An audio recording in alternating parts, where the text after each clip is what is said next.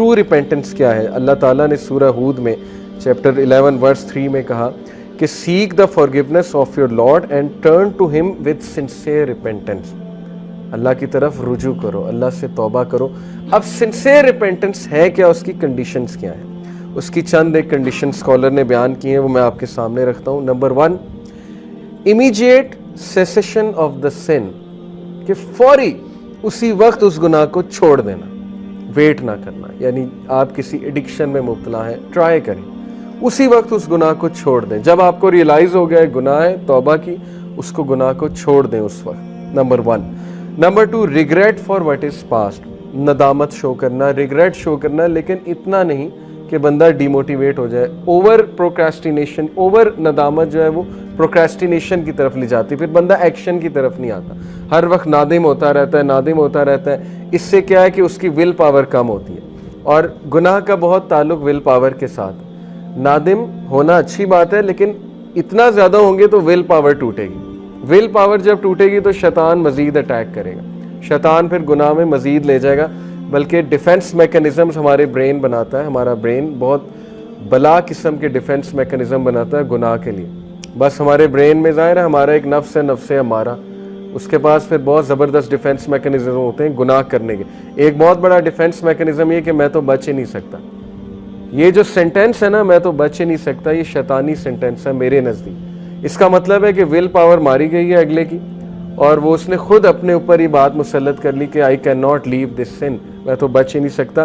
In short وہ اصل میں گناہ کرنا چاہ رہا ہے، اس لیے اس نے پہلے سے سینٹینس گھڑ لیا کہ میں تو بچ ہی نہیں سکتا. تاکہ ظاہر ہے وہ کوگنیٹیو ڈسوننس جو پیدا ہوتی ہے نا، ذہنی تذبذب، جیسے سگریٹ لوگ پیتے ہیں ان سے چھوڑا ہی نہیں جاتا، سٹریس پیدا ہوتا ہے کہ چھوڑنا چاہیے چھوڑنا چاہیے. ایک ٹائم آتا ہے کہتے ہیں میں چھوڑ ہی نہیں سکتا.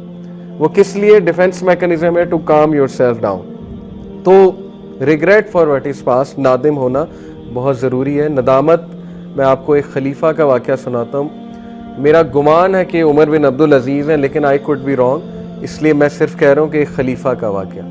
ایک خلیفہ تھے، ان کا پاسٹ کچھ ایسا تھا کہ وہ بہت ہی پراؤڈ قسم کے پرنس تھے، امید کیلف تھے.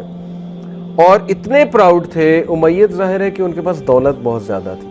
اتنے پراؤڈ تھے کہ ایک بار انہوں نے اپنے سلیو بوائے کو کہا، اپنا جو وہ تھا لڑکا تھا یا جو بھی تھا بندہ تھا، کہ مجھے پانی پلاؤ، تو وہ بھول گیا پانی پلانا. اب اتنا پرائڈ تھا، اتنا غصہ تھا کہ انہوں نے اس بندے کو جو غلام تھا دھوپ میں کھڑا کروا دیا.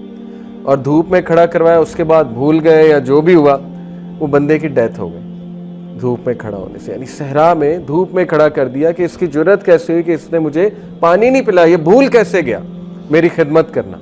اس کے بعد وہ کیلف بنے، میرا گمان ہے عمر بن عبدالعزیز. اینی وے اس کے بعد وہ کیلف بنے، اللہ نے ہدایت دی، اسکالرس کی محفل میں بیٹھتے تھے، اور ظاہر ہے کہ ان کے بارے میں اسکالرز یہ بات کرتے تھے کہ ہی از جسٹ لائک عمر بن الخطاب، یعنی ہی از دا 5th رائٹیسٹ کیلف، ان کے بارے میں یہ بھی کہا جاتا تھا.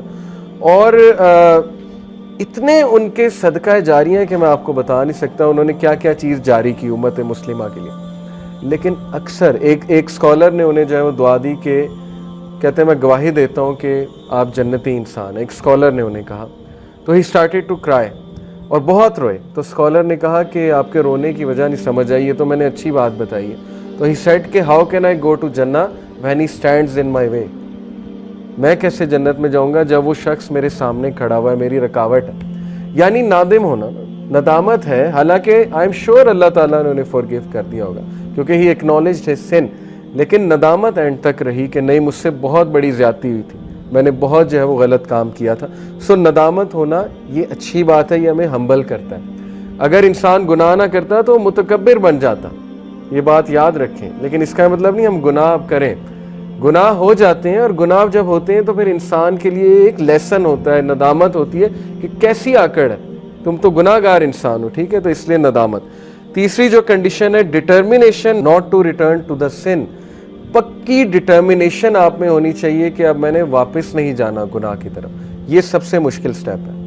لوگ پہلی دو کر لیتے ہیں، توبہ بھی کر لیتے ہیں، اس کے بعد ریگریٹ بھی کرتے ہیں، ندامت بھی کرتے ہیں، لیکن back of the mind in کے مائنڈ میں ہوتا ہے کہ یہ تو میں دوبارہ کروں ہی کروں، کیونکہ میرے سے تو یہ چھوڑا ہی نہیں جا رہا، میں تو پھسلوں ہی پھسلوں. ٹھیک ہے نا، پہلے ہی ڈیفینس میکانزم بنا لیا. تو یہ ٹرو ریپینٹنس نہیں ہے. لیکن ہیونگ سیڈ اٹ، شیخ صالح المنجد کا آپ کو فتویٰ بتاتا ہوں. ان سے کسی نے پوچھا کہ ٹرو ریپینٹنس کی کنڈیشن ہے کہ دوبارہ اس گناہ کی طرف مت جاؤ، انہوں نے کہا یہ ایسے ہی ہے، تو اس نے کہا کہ لیکن میں تو بار بار جاتا ہوں۔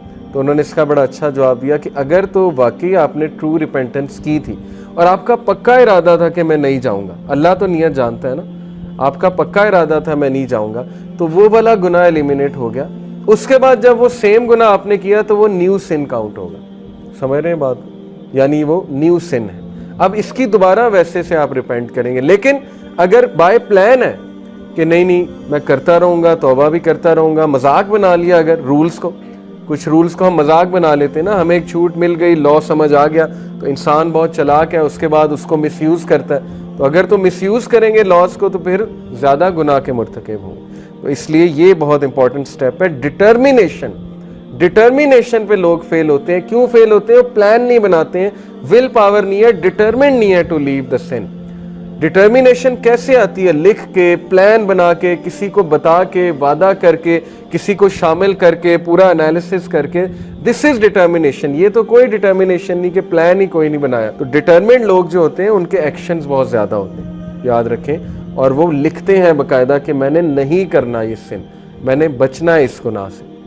میں نے کئی نوجوانوں کو ان کے کمروں میں یہ آیت لگاتے دیکھا یونیورسٹی ٹائم پہ، اور آج بھی کچھ ایسے لوگ ہیں جو مجھے بتاتے ہیں کہ انہوں نے ریمائنڈرز لگائے ہوتے ہیں اپنے کمرے میں کہ Allah is watching you, something like this, یا کوئی آیت لگائی ہوتی ہے، ٹھیک ہے، جس سے ان کو فوراً سوچ اس طرف چلی جاتی ہے کہ نہیں گناہ نہیں کرنا، اللہ تعالیٰ دیکھ رہا ہے، اور یہ چیز انہیں موٹیویٹ کرتی ہے۔ اس کا مطلب ان کی ریپینٹنس ٹرو ہے، سنسیئر ہے، کیونکہ دے آر ڈٹرمنڈ ٹو لیو دا سن، وہ ڈٹرمنڈ ہے گناہ چھوڑنے کے لیے۔ اوکے، تو یہ سٹیپ بہت مشکل ہے، لیکن یہ بہت زبردست کنڈیشن ہے ٹرو ریپینٹنس کی۔